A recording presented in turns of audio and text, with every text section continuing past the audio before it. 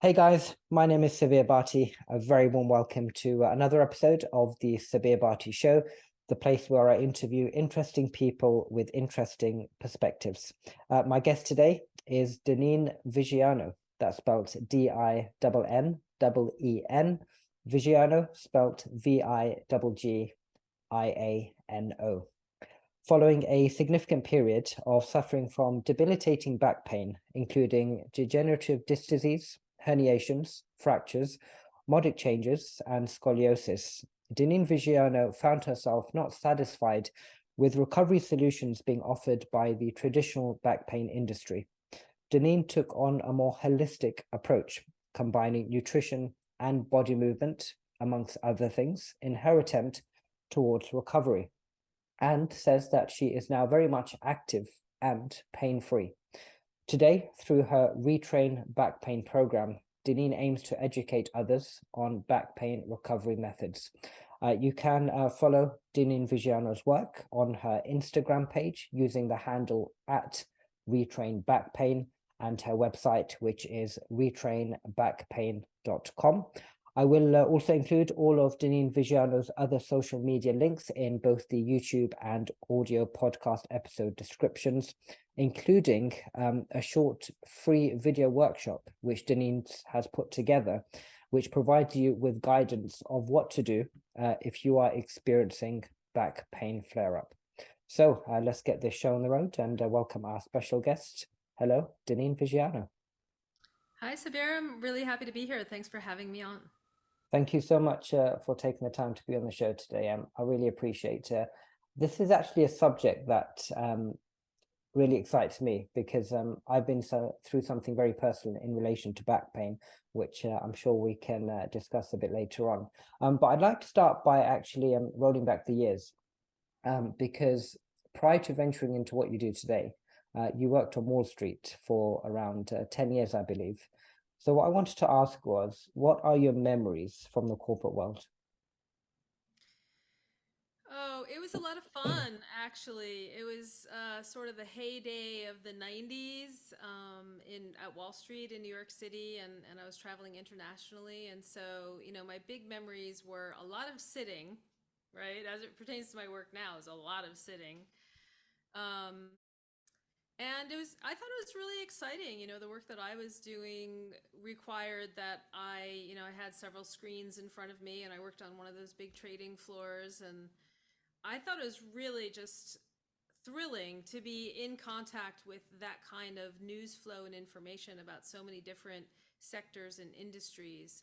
I really liked being knowledgeable and being up on all the current events from textiles to tobacco to oil drilling to medical devices to semiconductors. So it was really fun for me when I was in my 20s. Yeah. I'm glad I'm not in it anymore, is the conclusion of that story. No, of course, you seem to be really enjoying what you're doing today. And I believe in the early 2000s, you began to suffer with back pain yourself. And there was a particular moment of profound realization for you when you received a medical image of your back pain. Could you perhaps shed some more light on this episode and what happened? Yeah, so at that point, I'd made the transition from that Wall Street career into teaching yoga and then into teaching some more anatomy and injury management. I got a little bit more involved in sort of the academic side of what's really happening in the body and the breath. And around that same period, both my parents had died, and I had a young son. And so that's sort of what correlated to the back pain. And as a movement professional, I really felt like I should be able to fix myself. So I kept trying to fix myself, mostly through yoga and stretching, a lot of stretching. And it really wasn't getting any better. So at some point, I decided, well, let me get the medical images. Once I have the medical images, I'll get a diagnosis. Once I have a diagnosis, I'll get treatment. Once I get treatment, I won't have any pain. That's sort of the way I thought it worked. And I was seeing one practitioner here in New York City, and he asked me to bring in my MRI. And I brought in my MRI, and I was already on his table with my face, in the face cradle. So I was facing down, and there was this plain gray, ugly carpet below my face. And I could hear him like rustling my images on his light screen in his office. And then I just heard him sort of let out this deep groan. I thought, oh, that's not good. And then he leaned over me. He came pretty close to my head and he said, "This is very, very bad. You will not teach again." And I mean, the tears just fell out of my eyes and made this loud, like, plop, plop sound on the carpet below my face. Um, that was one of the biggest turning points in my journey, actually, because I realized through that moment and several other moments like it that every time I went to see a spine specialist of various disciplines in New York, um, their business is really focused on a lot of what's called nociceptive languaging. So a lot of telling you what's wrong with you. And it's around the diagnosis and then around what they think caused it or what they think your prognosis is. And it just seemed like everybody was in the business of telling you how broken you were. And it was really hard for me to get proactive, empowering things that I could do for myself. So I was starting to get like overwhelmed with, kind of beat over the head with how horrible my back was. And you mentioned a couple of things that were going on in my spine, but I also was diagnosed at that time with something called spondylolisthesis and also stenosis. And those two things are highly correlated to surgical interventions. And a lot of people in the general population think that if they have advanced stenosis or um, a spondylolisthesis diagnosis, that they are destined for surgery. And so I was getting a lot of that sort of talking to based on my x-rays and MRIs. And the other thing that happened, Sabir, that's worth noting is that, when you go for an image at a particular location, there is a particular radiologist who is going to read that particular picture. And everyone is going to read it a little differently. And just because you get a radiology report on your image, it doesn't mean they report everything that's going on in your spine, either because the image isn't good enough to reveal everything, or sometimes, as was my case, the radiologist just reported some of like the obvious big things like herniations and the spondylolisthesis. But there were a couple of other very significant things happening in my spine that were not on the radiology report that were in fact the drivers of my pain. So what ended up happening was my doctors and clinicians, most of them don't even look at the images, they just look at the report, and then they ended up chasing the spondy and the herniations as my primary drivers of pain. And that wasn't actually what was driving my pain. What was driving my pain wasn't reported on the report, and that was these modic inflammatory changes within the body of my spinal bones, and some very significant sacroiliac joint compression, which was obvious, but just wasn't reported because it wasn't being asked for, I guess. Right. And as I mentioned, when I was asking the question, that was quite a pivotal moment for you, which essentially made you decide for yourself that you want to take matters into your own hands. And closely linked to that, I wanted to just ask you about the emotions that you were going through at the time. And because you describe emotions of people suffering from back pain as often being confusion, overwhelm, and worry. And I was wondering if you yourself experience such emotions. If so, could you just give us a flavor of what you were going through in terms of emotions? It's funny because as you're asking me about my experience, my emotional experience, I can feel those emotions bubbling back up within me. Right. Yeah. So worry and confusion would be the best of the emotions. That would really be sugarcoating it. And anybody that's listening who's had back pain for a while is like, I wish I was just confused and worried. What ends up happening when you have pain for longer than 3 months is you end up feeling a little helpless, a little hopeless. You start doing, or I started doing, fewer and fewer things that I enjoyed and that I was used to doing. I mean, I was really active. I used to ride my bike. I used to play soccer. I used to do yoga. I used to lift weights.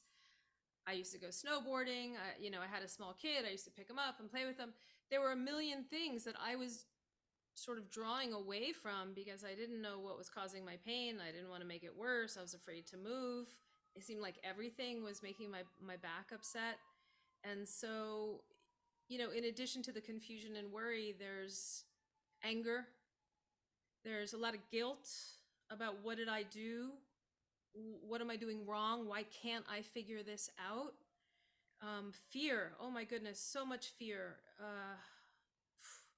When I decided to create the Retrain Back Pain program, I would say the driving motivator was fear of disability, fear of becoming permanently disabled and never being able to do the things that I want to do again. And I sort of realized that if I keep following the traditional path, I'm going to be disabled. It's not working. I keep trying all the things that aren't working, and doing more of the things that aren't working doesn't make them work any better. Sure, sure. Well, I'm so glad that you came to this realization. And as I mentioned in the introduction, you're now at a period of your life where you say that you're pain-free. Um, how does that feel now to be on a path of full recovery and being able to decide for yourself what to do and how to manage what you had? I mean, it's amazing to be pain free. And it's also a little heartbreaking because I'm in contact with people who are still getting those messages that, they'll never be able to walk again. And you have the spine of an 80-year-old. And there's just so many conflicting messages out there for the people that I talk to and work with that it is a little heartbreaking, but I'm really proud of myself. I mean, it's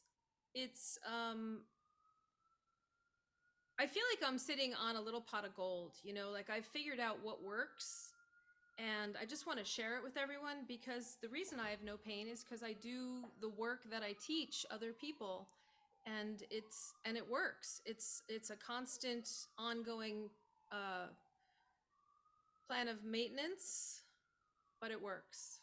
Sure. Yeah. And just a quick reminder to everybody who's watching and listening. Dinneen Viggiano did just mention the Retrain Back Pain, and the website is, of course, retrainbackpain.com, where you can find out a lot more information about what Dinneen has to offer. Dinneen, I want to just switch gears and discuss a wonderful analogy that you shared with me off air a few days ago, where you liken the way you work today with a beautiful relationship that you had with a waterway close to where you lived as a child. And in particular, it was an observation that you made about the waterway. Can you elaborate on this story for us? Yeah.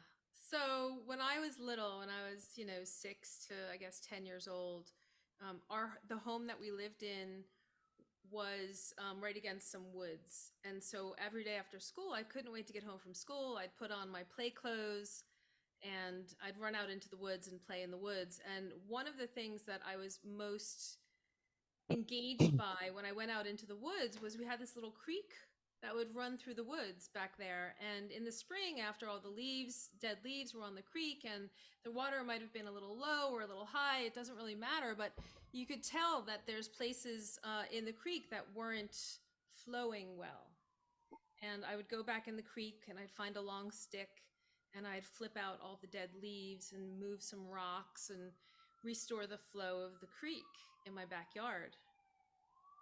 By the way, I'm really sorry. Can you hear all the sirens in the background? I can slightly, but it's okay. It's not drowning out your voice in any way, so don't worry. It's okay. Okay. It was Yeah. quiet all morning and then suddenly it started up as soon It's as we got okay. on.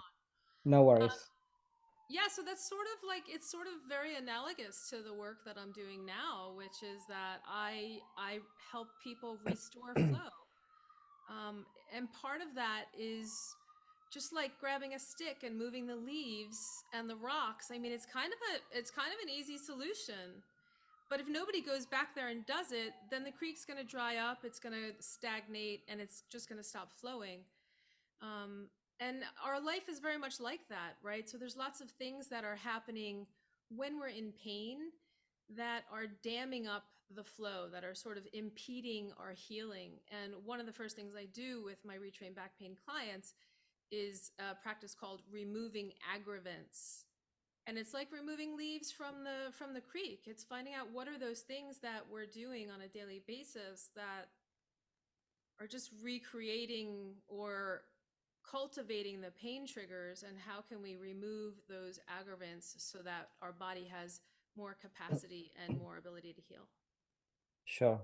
Well, thank you so much for sharing that story. I was really moved when you described that to me when we were speaking a few days ago, and I was so eager to discuss it on the show. So thank you so much. I have two questions next, if that's okay. Kind of two questions rolled into one. Um, I'd like to talk a little about what you describe as a poor spine hygiene. So firstly, could you perhaps help us break down what you mean by this? And secondly, you also believe that adding bad exercises to a poor spine hygiene is unproductive. I'd love for you to expand on this too, if you wouldn't mind. Yeah, those are great questions. Thank you so much for asking them. Yeah, I mean, the concept of spine hygiene isn't really something that we're taught or we think about, or you hear that term very often. We hear about oral hygiene, right? And you know what your oral hygiene is. You know that you're supposed to brush your teeth and you're supposed to floss and you may use mouthwash. You go see your dentist periodically, because your mouth is important, and we understand that, and we've been taught that. But nobody is really talking or teaching us about spine hygiene. And spine hygiene is the same concept. There are things that we can all be doing for our spines that helps us keep a good environment for our spine. It helps keep the muscles limber, it keeps the joints mobile, it keeps us strong, keeps us healthy. And just like oral hygiene, spine hygiene requires some daily attention. So that's the idea of spine hygiene, and some examples of poor spine hygiene. I mean, if you're listening or watching at home, you know what some of your poor spine hygiene habits are already. When you talk to me, they get blown up into relief, and we know exactly what they are for sure. But most people that I work with have a pretty good idea that they're sitting too much, or that their workout might not really be appropriate for what's going on in their spine right now, or their pain triggers right now, right? So we kind of have an idea what poor spine hygiene is, and posture is related to that, right? Our relationship to gravity has a profound impact on your intervertebral discs and how your spinal bones stack, and how you move. And so without sort of looking at and understanding what your relationship to gravity is posturally, let's say this is your spine and you tend to stand a little sway back. You tend to push your hips forward when you stand. Have you seen people that do that? Mm-hmm. Often tall people will do this to make themselves a little shorter. Right. So whether it's this or whether it's a slouching of the shoulders, if you're training on top of that postural habit, you're getting stronger, but you're training the dysfunction. You're just reinforcing something that's already not serving you well. So those two things, spine hygiene and training the dysfunction, it's just a good idea to get the awareness of what your postural habits are. And we do that in a one-to-one assessment in Retrain Back Pain. And then once you're aware of your postural habits, before you go into a plank, or before you start doing other exercises, you can sort of self-correct so that you're in a better position upon which you want to build your strength. Sure. No, thank you so much for sharing that. And it's funny, as you were speaking there, it reminded me of my younger years. Whenever we used to sit at home, me and my brothers, on the chairs, whether it's having breakfast or dinner or wherever we were in the house, if we weren't sitting correctly, our mother always used to come behind us and give us a little poke on our back, and we knew that was a sign for us to sit straight. And I remember as young children, we used to get annoyed that mum used to keep doing this to us.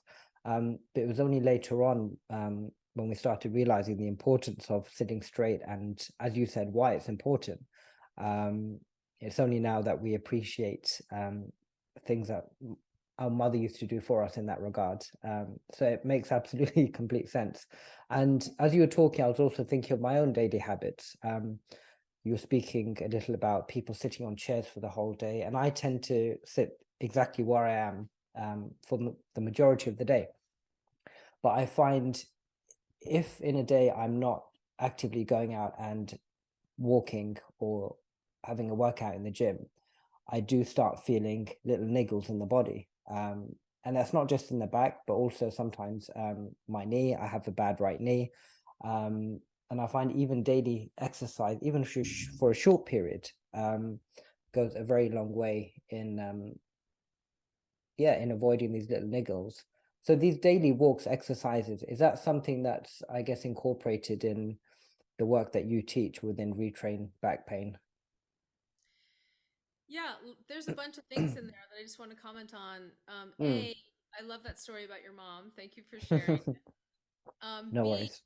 sitting up straight for a lot of people actually is part of their dysfunction. So some people are really sitting up too straight and overusing those muscles. So some of my clients, their homework is actually to slouch a little bit because they're overusing their spinal erectors, which is kind of funny. And then the other thing is, sitting in a chair. You know, if you're sitting in a chair for 8 or 10 hours, going for a workout at 5 o'clock or going for a walk, that's not enough. Basically, Right. you shouldn't be sitting in a chair for 8 hours. You can get some boxes, put them up on your desk, and make a standing desk. I just had my foot, I've got a stool. I'm at a standing desk. I've got a stool under me. I've got one foot up on a stool. Switching positions and changing, even if you're sitting, changing your sitting position or getting up and putting one knee on your chair or walk around your apartment, doing some overhead stretches or hangs. All of those things interspersed within your 8 hour day and seeing if you can get, I would advise actually seeing if you can get, 15 minutes, try out standing using a box on your desk and put your laptop up on a box and then grow that 15 minutes, maybe do two 15-minute segments in tomorrow's workday and just start to find other places that you can work that are going to help you to change positions because just like the creek, you're stagnating if you're sitting in a chair and then going out for one burst of exercise will not undo those 8 hours of. So here the statistic is for every half hour that you're sitting, the compressive force on your intervertebral discs lowers your disc space by like a 16th of an inch. So just in a half an hour of sitting, you're already getting some like gravitational compression on your intervertebral discs. So one would argue that a half an hour is already too long to be sitting in one straight shot. So you definitely want to break those up. Wow. I mean, that really puts things into perspective. And I mean, from what you say, my habits are completely wrong then, because I can often find myself sitting in this position exactly where I am right now for at least 3 4 hours, sometimes five. Of course, in between, I'll get up and make lunch and do other chores. But there can be days where I'm not physically leaving the house to exercise or to do any great movement until later on in the evening. But yeah, I like the idea about changing it up and using maybe a footstool. Yeah, no, definitely food for thought. Thank you so much. In the introduction, I mentioned, Dinneen, about the holistic approach that you've taken with back pain recovery, which does include, of course, body movement and eating well as well. So I wanted to come on to nutrition. As I said, it's an area that you find is vital in back pain recovery. And you also mentioned when we were speaking off air that you're someone who loves preparing good, healthy, nutritious food. Now, I'm at a stage at the moment actually where I'm looking to change up my own food habits in the sense that a lot of my dishes are quite boring and bland because I don't like spending much time in the kitchen. I'm a 15 kind of 20-minute kind of guy when it comes to dishes. I always want things to be fast. However, as I said, I do want to start being a bit more elaborate with my cooking skills. So, going slightly off topic, my question to you would be, do you have a favorite go-to dish that you absolutely love? If so, what is that? And could you give me any personal tips on particular dishes that you'd recommend? Yeah, I mean, this is a great question. What I would do if we were working together is that I would ask you, what are you already cooking? And Right. then we would just make those meals a little bit better because you already Okay. have, you don't have to recreate the wheel because you're already doing these things. So how could we embellish what you've already got in your back pocket? Sorry, my No stool's up. worries. So, one of my favorite go-tos is I really like some roasted salmon with maybe some roasted potatoes and some broccoli. It's a 15-minute meal. It's pretty easy. You can do it all in one pan. Yeah. Uh, so that's a good one. And then I've got an instant pot, which I really like a lot because you can throw everything in the morning when you make breakfast and it can start itself and be done for dinner. And it's just one pot to clean up. So you can make lots of things in the instant pot and basically just clean out your refrigerator. If you're a meat eater, you can stew some meat and throw some vegetables and some garlic and some onion in there. I really love beans and greens and Moroccan chickpea stew are some of my favorites that I love to make and I make with great frequency. And I'm Italian, so there's a lot of Italian meals in there that we do as well. Yeah, no, I did guess that you did have some Italian roots from your surname.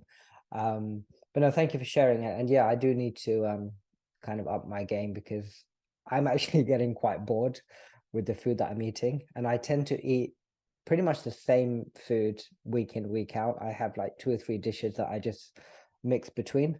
Um, but yeah, and certainly getting more kind of veggies and fruit into my diet is something I've been working on in the last few months. Um, I'm guessing fruit and vegetables play a big part in things like back pain recovery, right?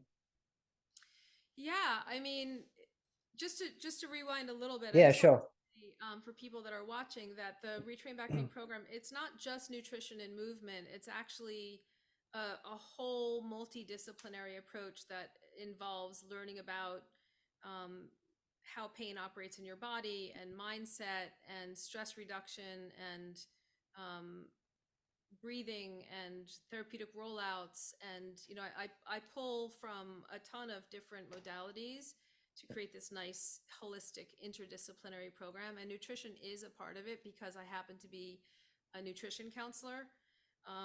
And yeah, so the short story on how nutrition plays a role, when we have back pain, most people are like, "Oh, I have a herniation in my back. How can you fix the herniation in my back?" And it's very mechanistic, and it's very sort of spot treatment focused. But that's not how back pain works in the body.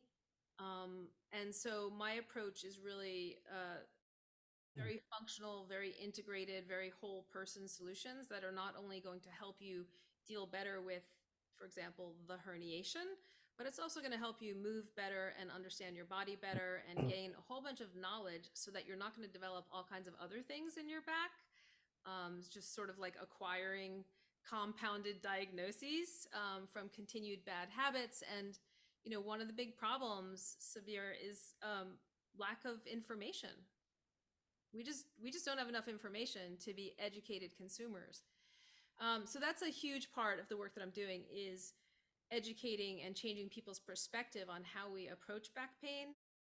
And if you go to a physio, most physios, their practices are set. I love physical therapy, and I refer out to physical therapists here in New York quite a bit. But it is mostly mechanistic for many practices, and it's an if you have a herniation, then we'll do these exercises, and it's mostly exercise based.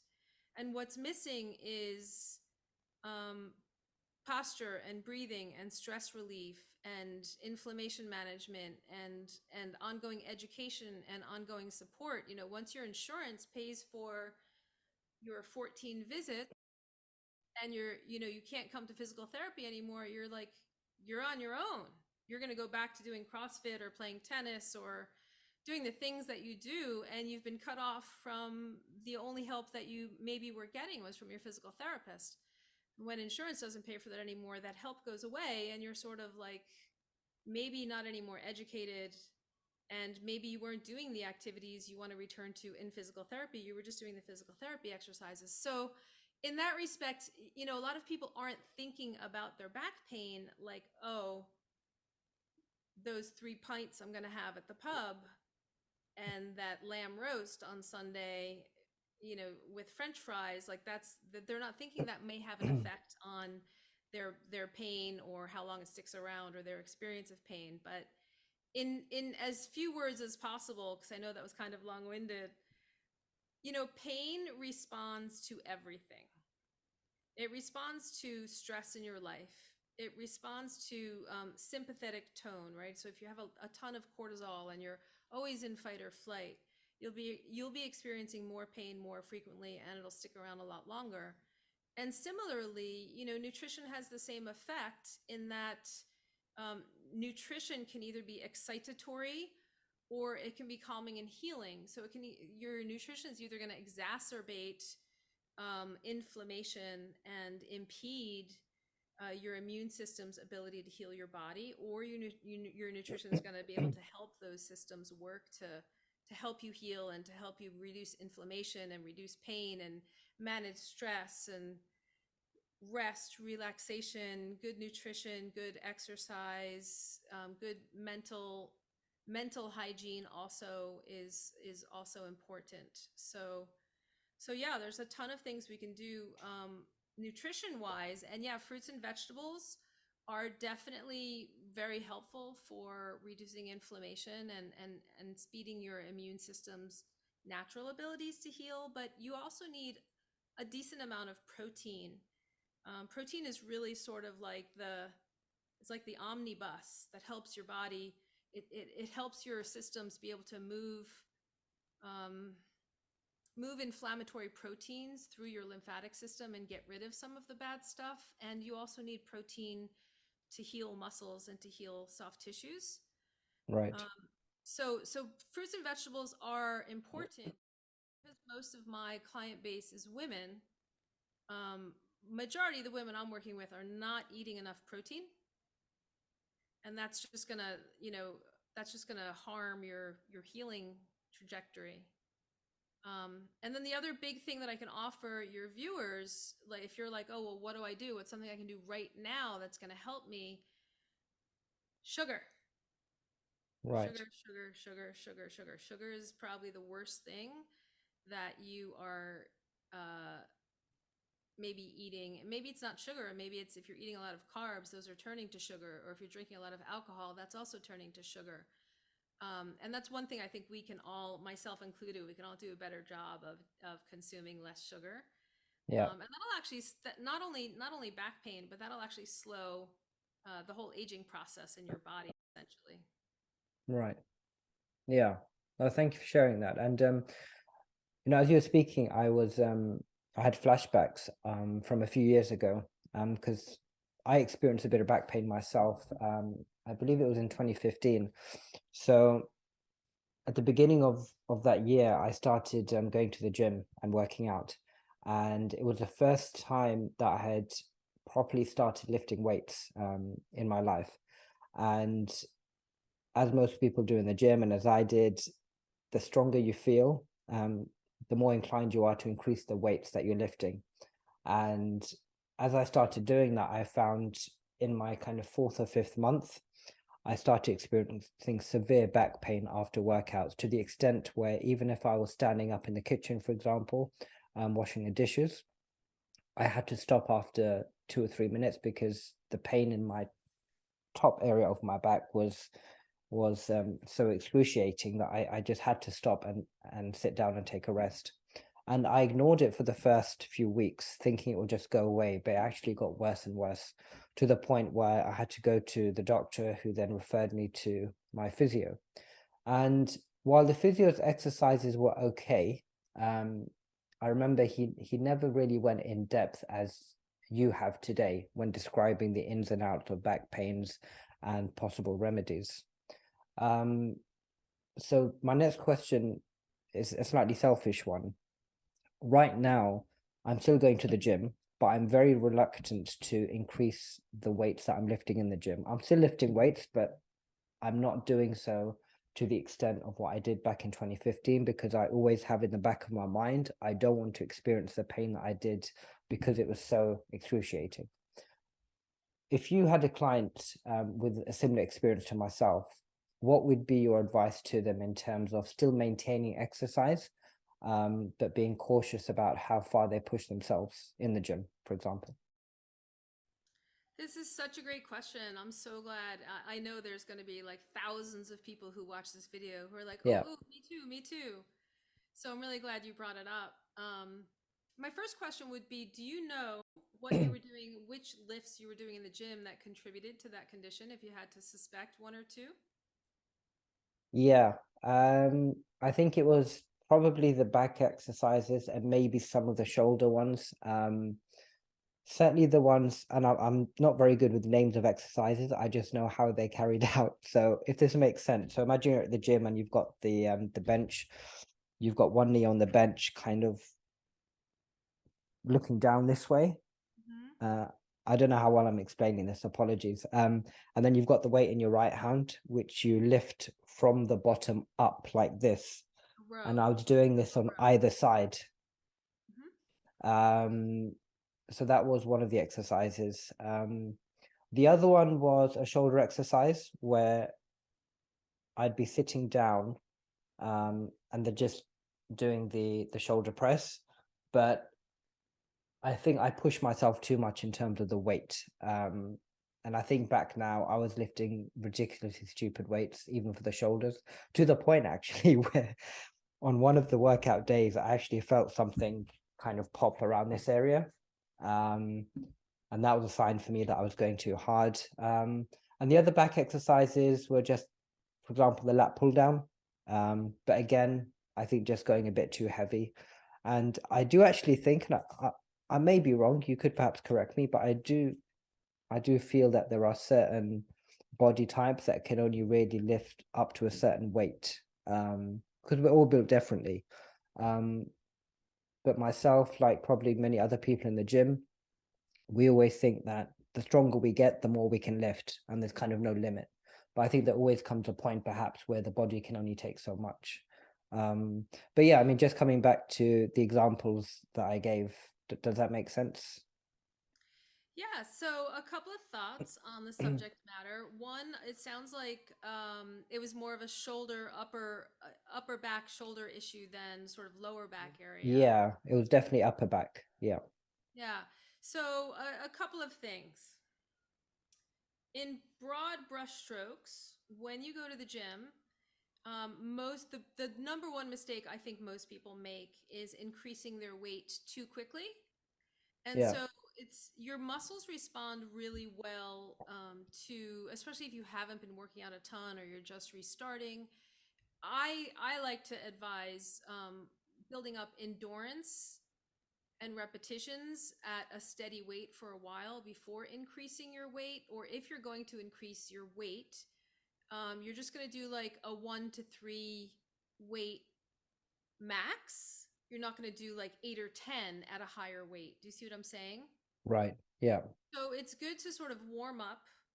And then if you're trying to build hypertrophy or muscle mass, once you're appropriately warmed up for that body part, it's okay usually.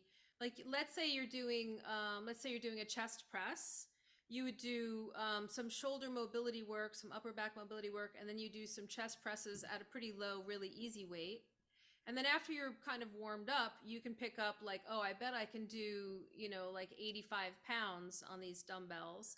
And you can try for like a 1 or 2 max just to see like how much can I do. And yeah, then you can gauge if you can only do 1 or 2, you're pretty close to your max rep. right, And then you want to take that down to about 80% of whatever that was. And your appropriate weight for 8 to 10 repetitions would be 80% of your one max reps, or even if you know, like I can probably do 200 pounds, but I'm just going to do like 160 or 180 for a while.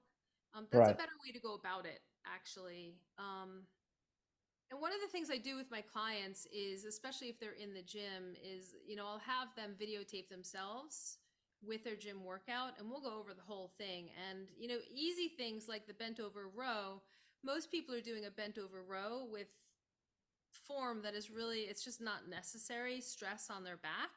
There's other ways to do rows that aren't quite as stressful as the normal setups for the back, for example. So I do advise people on how to do certain lifts. People who like to do deadlifts, I'll often suggest, for example, putting a couple of plates under the barbell, or putting not going all the way to the floor, essentially. So bringing the floor up about 6 or 8 inches so that you're not bending all the way to the floor for your first couple of weeks or months of deadlifting is actually a little easier on the back. Using a trap bar for deadlifting is easier on the back. You mentioned washing dishes was difficult for you. So this is a great example of some of the kooky advice I give my clients that's like life changing, is that I'll have my clients, because the problem with washing dishes is we tend to hook our hips on the sinks. We tend to sort of push our hips forward when we're washing dishes, and then we're sort of leaning back. That's the first problem. The second problem is if you're past 5'5" if you're taller than me, for example, and my husband is 6'2", right? He's like a full foot taller than me almost. And sinks are so low. The countertop is already low, and then the sink is like another 12 inches lower. So to do dishes, you're in this ridiculous position. And what I suggest to some of my clients is to buy a long handled, you can buy a brand new toilet bowl brush. Right. The handles are this long. Once you have a long handled brush, you no longer have to lean down to get into your sink. And that's one of the things that helps my clients with sort of doing sink stuff. Right. And then there's a bunch of other things in the gym that are really helpful, but I think most people try and hit too much weight. There's a couple of gym exercises that I categorically say absolutely not in terms of spine hygiene. One of them is the Jefferson curl, and that's the one where you would stand on a box and Right. then you curl with a weight, peg Ah, your feet, yes. go forward bend and curl back up. No, it's just not worth it.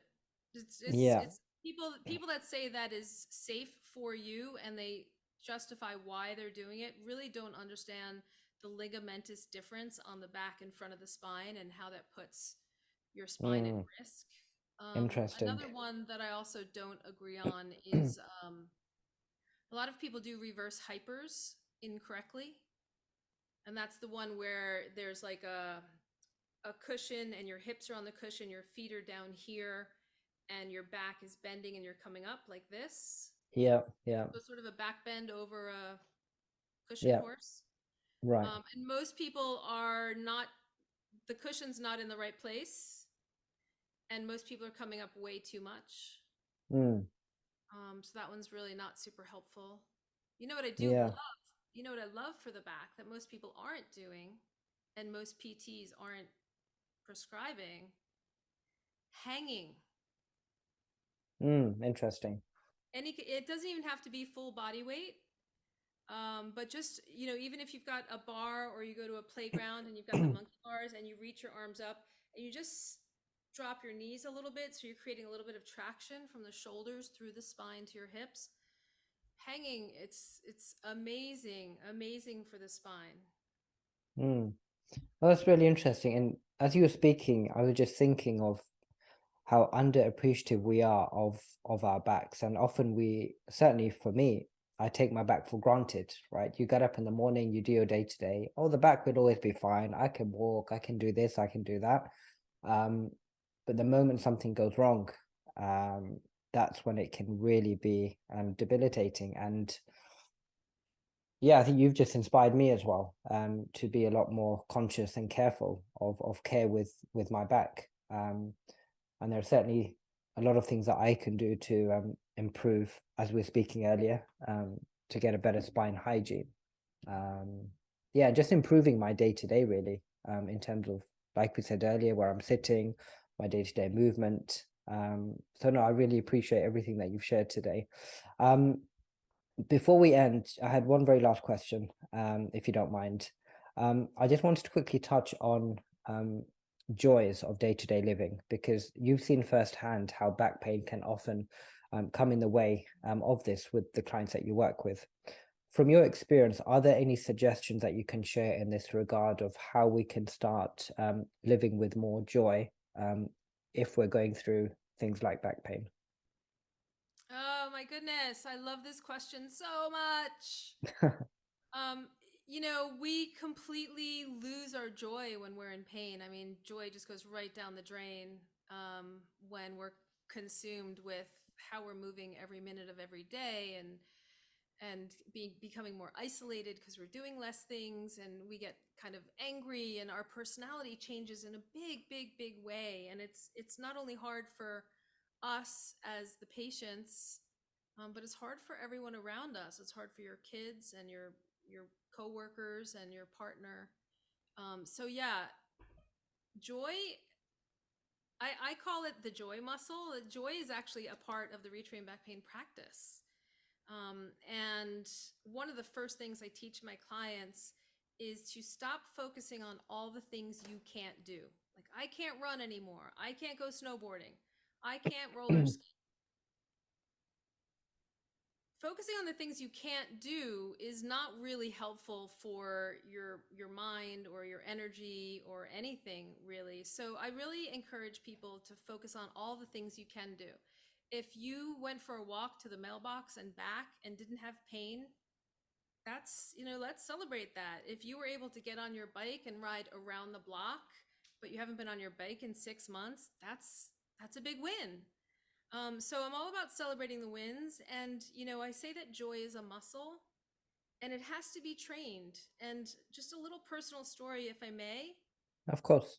Part of my story is that my parents both had long illnesses, and they ultimately succumbed to their illnesses. So it was a very long 20 years of sort of caring for my parents and watching them suffer.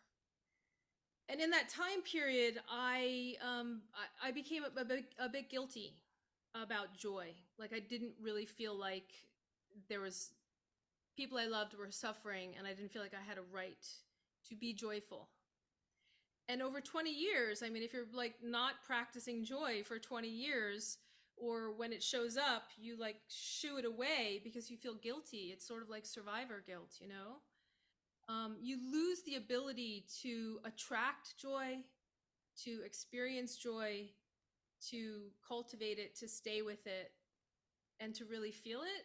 And so it's a practice. And I challenge anyone who's watching to find something today that sparks joy. It could just be the sun streaming in your window. It could be the sound of kids playing on a playground. But find a thing that sparks joy and stick with it. Hold on to it.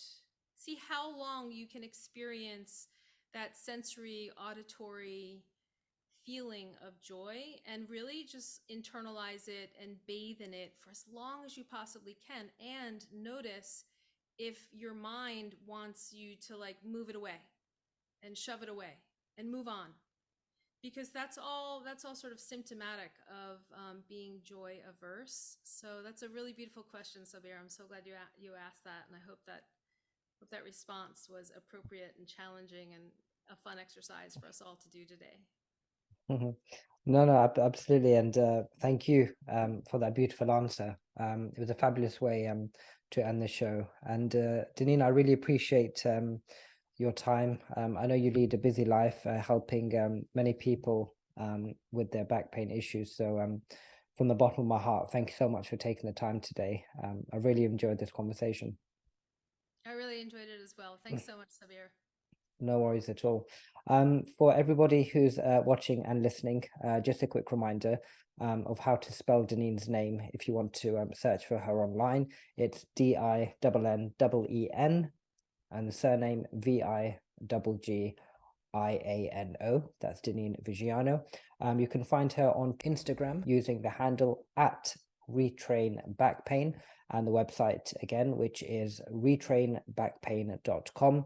I will, of course, also include all of Dinneen Viggiano's other social media links in both the YouTube and audio podcast episode descriptions, which will also include a free short video workshop, which provides you with guidance of what to do if you are experiencing back pain flare-up. That's been created by Dinneen Viggiano, our guest today. So please do go check that out, and all the other links in the description on the show notes. Thank you so much for tuning in to this special episode of the Sabir Bhatti Show. I hope you enjoyed it as much as I have. Until next time, do take care of yourself. Have a blessed day. Bye-bye.